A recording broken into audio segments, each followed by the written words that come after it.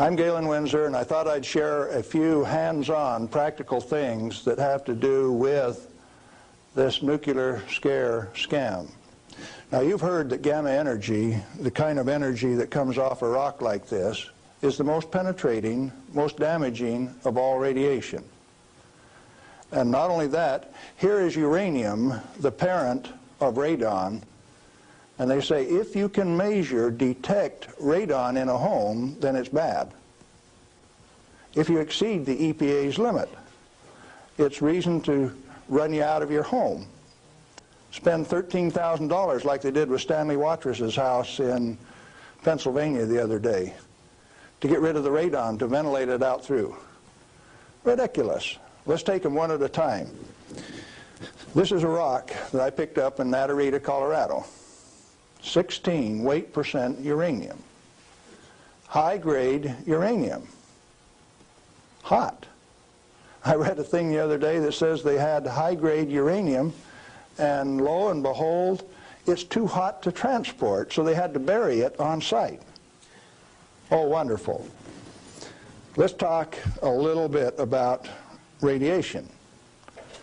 If we can, yeah, are we picking up? If you put the probe right there, the meter goes off scale, and you can hear it, all right? Hot. Radiation, gamma radiation is the most penetrating of all radiation. Oh, is it? All it's got between the rock and the probe is my hand. Doesn't count so pretty much, does it? What if I put the rock behind me?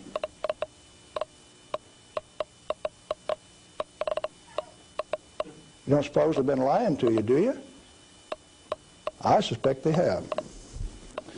Well, let's do a little bit more. I got a black bottle. This stuff comes in white bottle. A bottle of no-dose. You can send children down to the drugstore to buy no-dose. All they need is money. In this are 660 white caffeine pellets. In this one is uranium oxide, U3O8. You can't buy it for love nor money. The state of Washington sent 2 of their Gestapo agents over to my home to confiscate my uranium samples on the 17th of December last year. Got a challenge. I'd like to have somebody in the room volunteer to take all of this bottle or all of this bottle. The only thing that I'll tell you is that one of them won't hurt you and the other one will kill you. Do you want the white stuff or the black stuff? White stuff? You do. There's enough in there to kill 4 men your size. The government says we got to ban this material. It's radioactive. Let's check it in the bottom of the bottle. Not very radioactive. Let's take the cap off. Oh goodness, very radioactive. This instrument will only count gamma, energy. It's just energy. Light's coming from those lights, only you're getting lots of infrared from the lights as well as ultraviolet. Energy response, and it's very carefully damped to only discriminated so it only gets the energy that comes from this. I don't want it to respond to a light, just to this. Cost me $1,000 to get an instrument that will just respond to this and not to that. This is radioactive by any definition. Radioactive material giving off radiation that is read by an instrument like this. The daughter of this, radon, cannot be read on this instrument because it gives off alpha particles. An alpha particle is a dye-positive particle that comes from the nucleus. It has 2 protons and 2 neutrons, therefore an atomic weight of 4, and it's minus 2 electrons. And if you grab it with a high ionization potential counter, it'll count. But if it travels 2 inches in air or through a piece of paper, it picks up 2 electrons, 2 beta particles, if you will, and becomes helium gas, and it won't count on an ionization chamber. Did you know that this thing right here is giving off helium gas? Alpha comes from uranium. Okay, radioactive material. You pour it out in the hand, and that's radioactive contamination. Is it radioactive? Yeah, it is. Very radioactive. Now, decontamination is nothing but scooping it back up and putting it into the bottle. I just now decontaminated my hand. No, I didn't do such a good job. Not good at all. Is it still radioactive? Yeah, that's called residual radioactivity. Now, under the decontamination rules of the government, when you decontaminate somebody like this that's that contaminated, and this is certainly a reportable incident under current DOE regulations, when you decontaminate him, it has to go down a controlled drain so that you don't disperse radioactivity. Do I qualify as a controlled drain?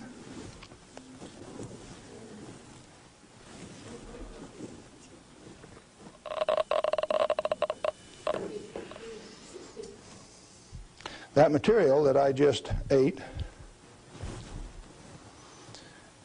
is not soluble in body fluids. Like it's been this. It was fired originally at 940 degrees C, where it becomes U3O8, known in the industry as HCl insoluble. In other words, it will not dissolve in concentrated hydrochloric acid, hot. Your stomach has 10th normal hydrochloric acid in it, so it won't even dissolve. The stuff is so fine that it has no texture to it. Doesn't even feel rough. So it's tasteless, odorless, has no texture. How's it supposed to hurt me? Because I've been eating this on lecture tour for 2 years, the state of Washington felt it necessary to confiscate my uranium samples so that I would be safe. Dr. Fulton from the Hanford Environmental Health Foundation called up and he says, "Hey, I heard one of your guys OD'd on uranium today, Galen." And we talked for a little while and he says, "Oh, that was you." And I says, "Listen, I can eat all that stuff I want." He says, "It'll ruin your kidneys." "How are your kidneys?" "They're fine." "Well, you should have been chelated within 4 hours. And I mean, you guys are going to follow me around the country and give me chelating agents every 4 hours after I eat it on lecture tour?" He says, "We'll give you any medical assistance that you need, Galen. We don't want anything to happen to you." I said, "Did that include turning out the federal SWAT team 4 days ago to get me?" Where are these guys coming from? Well, here's a piece of metal. Density of 19.0.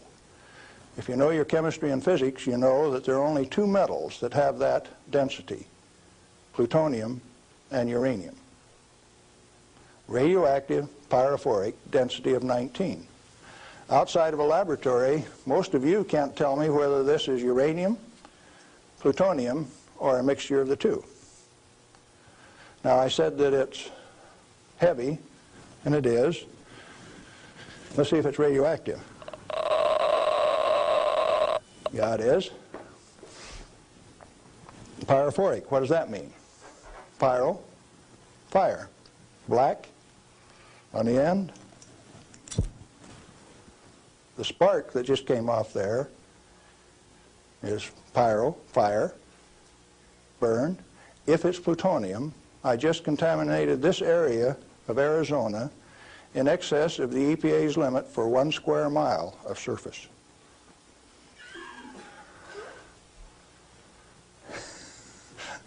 Somebody laughed. It's serious. The end of progress altogether says that I just contaminated you in excess of the limit for 1 square mile. It's now silver on the end. Tomorrow it'll be black because it self-oxidizes, this black color like this, all by itself. Plutonium does that and uranium does that. Is it hazardous? Yeah, it is, because they take depleted uranium metal and make it into 50 caliber bullets, fire them from shoulder-held weapons. In 1976, they obsoleted tank warfare with these things because it only takes one dog face with one weapon to knock out a 65-ton tank. It'll go through 3 inches of armor plate, and when it comes out the other side, it's that white hot spark that we just made. And the 5 men in that tank are dead, because it'll burn all of the oxygen out of the air and burn their flesh. 1976, they obsoleted tank warfare, and you never even knew that. They make 10,000 of those bullets every day in the United States. We got enough in arsenal to sink all of Russia's tanks, and our boys in the Defense Department don't even talk about it. Yeah, it's hazardous to your health. Reminds me, lead is hazardous to your health too, isn't it? Particularly if it's in a 45 slug like this and it hits you right here going about 2,600 feet per second.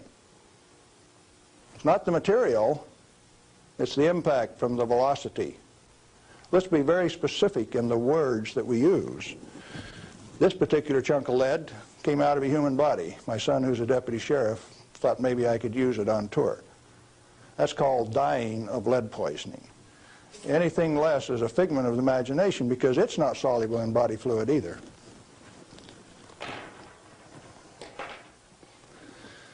This is a pellet of cobalt-59. If you put it in a reactor into a neutron field, you can convert cobalt-59 to cobalt-60, which gives off a gamma. It becomes the source that doctors use to irradiate patients to 7,000 Roentgen for one patient. The total dose absorbed by radiation workers at 3 Mile Island in the last 6 years is something like 1,500 Roentgen. 5 times more given to a single individual in a doctor's facility.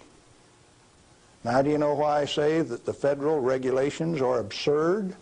And if you live by those federal regulations, maybe you're being absurd too?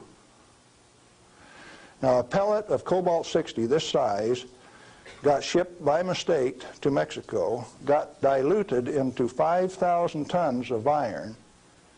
Some of the reinforcing rod came up to Los Alamos, New Mexico, and they says, hey, that stuff's radioactive. Understand that this single pellet diluted roughly a factor of 1 billion was what they were reading on a detector like this at Los Alamos.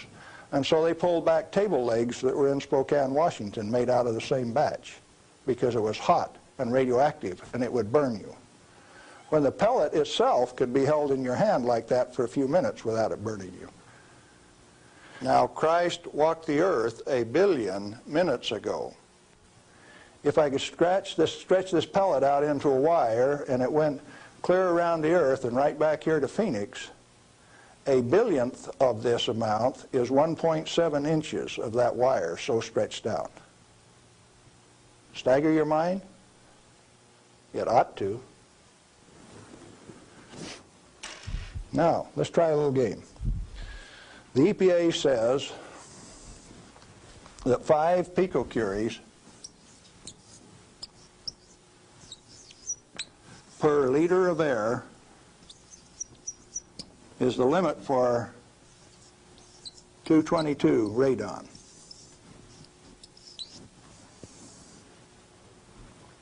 And they handle that like it's a real number. Madame Curie says that 1 gram of radium equals 1 curie equals 2.22 times 10 to the 12th disintegrations per minute, and that's the basic definition of radioactivity. How many disintegrations is this? Should we find out?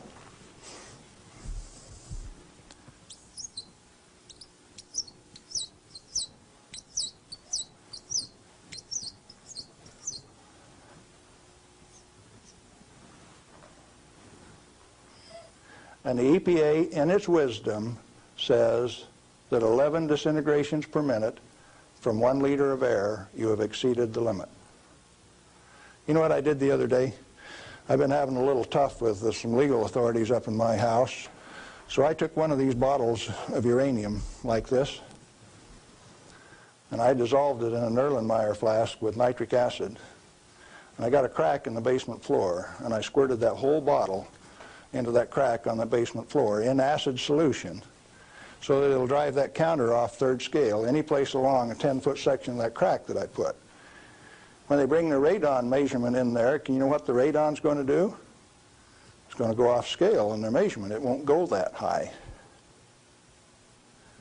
If Watrous' house with 17 times this limit in it was caused to spend $13,000 and give it national TV coverage, press coverage, think what Galen Windsor's house is like.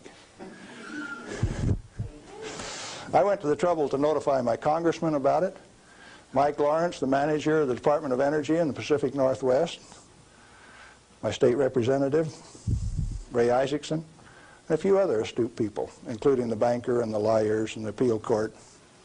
What are they going to do with that? I set them up on that last Thursday, and I come down to Phoenix, so I escaped the falderall. What I'm saying to you is that the federal regulations are absurd. The congressman that put them into place ought to be fired. They ought to be sent home. The regulators, what do you do with them? Quit paying them. The taxpayer, the electorate, elects those people to go out and do a job. Why do you continue to pay them when they're teaching you baloney? When they're putting in regulations that don't make any sense? Cut it out. Quit paying them, fire them, send them home. The term I grew up with says can them. Is it easy? Apparently not. You haven't got the job done.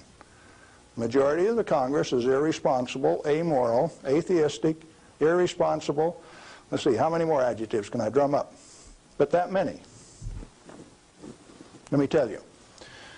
We as the people sent a bunch of rascals out to the energy store with a signed blank check. And we say, hey fellows, if you run out of money, just go build us a good power plant. If you run out of money, come back and we'll give you another signed blank check and guarantee the payment out of the ratepayer's pocket. Tennessee Valley Authority has the most nuclear reactors of any outfit in the place. Not one of them has produced any power since last August. Browns Ferry 1, 2, and 3 in Mississippi hasn't produced any power since last March. And they don't plan on producing any power at Browns Ferry until mid-year in '86. At $1 million a day in lost power revenue per plant and held off in the name of health and safety? Now tell me we didn't send rascals out to the energy marketplace with a signed blank check. They're still getting paid. Those reactors are all fully fueled, fully staffed, and just sitting there. Who's getting taken? The ratepayer. You're still paying more and more for your electricity all of the time. Now, Bonneville Power Administration says that 57% availability is okay for a nuclear reactor. Maine Yankee is often run at 103% availability, which means it's running over nameplate rating. Enough days out of the year that its average availability is 100%. Bonneville Power Administration of the Department of Energy says that 57% availability is okay. That means that you can let those things set down 43% of the year, and that's judged as an acceptable performance on the part of the government. There's an obvious answer. Get the government out of the energy regulating business. Turn those plants over to people who will run them efficiently 100% of the time. When we put in zero-release containment, we started playing games. About the time that we proved that a nuclear reactor has no measurable impact upon the environment, that's when they bottled them up, put catalytic recombiners on them. Some of the reactors in Texas were designed not to breathe for 8 years. great expense. Why? When you bottle up a reactor like TMI-2 does, then you get radiolytic hydrogen, and indeed they had a radiolytic hydrogen burn at TMI-2. And they moan and they groan about that, and all they had to do was open up the windows and let the breezes blow through. You don't need containment on them. I'm going up to Colorado this weekend to meet with the Uranium Producers Association. And they're upset because the government is dumping uranium on the market and raising the price of the commodity that they get their bread and butter from. But what they're totally unaware of is that the Grand Junction Operation Office is going to issue a contract so that the new operator has a $25 million budget over the next 5 years, 80% of which will be spent for remedial action, where you take this material, dig it up. If you find it counts on a Geiger counter, you can have them come in and change out the whole front yard of your house, give you a new front yard, new foundation under your house at government expense. If you don't do it, they'll take you down to the courthouse, blacklist your property, so that you have to remove the radioactivity at your own expense before it can be sold. Now, do you know what I did when I took that uranium solution and poured it into the crack in my house? I set up the United States government, and that episode is about to be played. Did I do it on purpose? Yeah, I did, just like I used to dive into that swimming pool and drink that cesium-contaminated water. I found out that it doesn't hurt me. You need to find out that it doesn't hurt me, or you. In fact, the only reason for the existence of these big transcontinent distribution lines would be if they could compete with a small mass-produced reactor sitting in your backyard. Why don't they want you to? Because they are the federal energy cartel. They like to set the price, the total availability,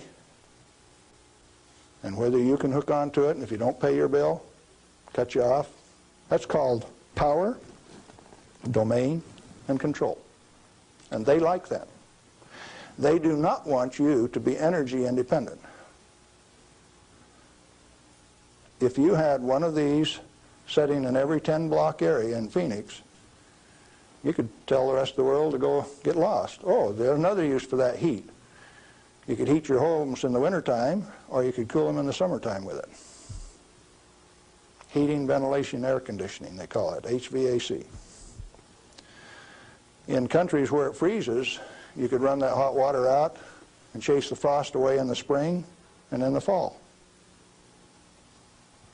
And they found out that plants grow faster in warm water anyway, so you'd irrigate with it all summer. So cooling towers are called wasting towers. They throw over 50% of the heat away. The other morning, coming out of Tri-Cities, WNP2 was putting its 700 megawatt electric up through the clouds, 870 they were running at. And the clouds were laying all over the ground, and there was a little ice cream cone right out there, and I said, there's WNP2. It snows 5 inches every night out at WNP2, and the rest of us don't get any.